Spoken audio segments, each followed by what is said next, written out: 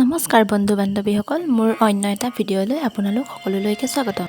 মোৰ আগৰ ভিডিঅ'টোত দেখিছিলে মই মা ঘৰত গৈছিলোঁ আৰু মা ঘৰত গৈ পোৱাৰ পিছতে এয়া চাহ খাবলৈ দিলে। দেখিলে চাহৰ লগত কিমান যে বস্তু দিছে খাবলৈ। এইফালে পাপা, এইফালে মা, ভণ্টি, আমি সকলোবোৰ একেলগে বহি চাহ কাপ খালোঁ। বহুত দিনৰ মূৰত একেলগে এনেকৈ চাহ খাবলৈ পালে বৰ ভাল লাগে। আৰু চাহ খোৱা হোৱাৰ পিছতে ভণ্টিয়ে ক'লে মেগী বনাওঁ।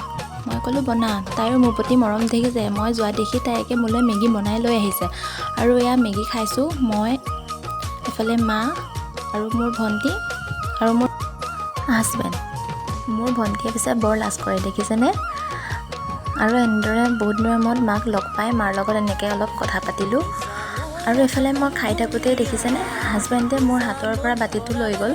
মানে তেখেতে নিজৰখিনি খালে আকৌ মোৰখিনিও খাব লাগে। আৰু এনেদৰে খাই হোৱাৰ পিছত মই ভাবিলোঁ মাৰ লগত গৈ অকণ পাকঘৰত সহায় কৰোঁ। পাকঘৰত গৈ পেলাই মই এয়া মাক সহায় কৰিবৰ কাৰণে গ'লোঁ। আৰু এনেদৰে মায়ে ভাত ৰুটি বনালে।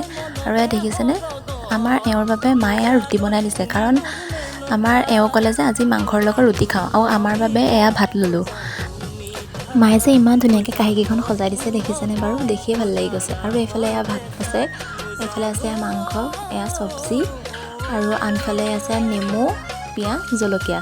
আজি এনেদৰে খালোঁ। আজিলৈ বাই।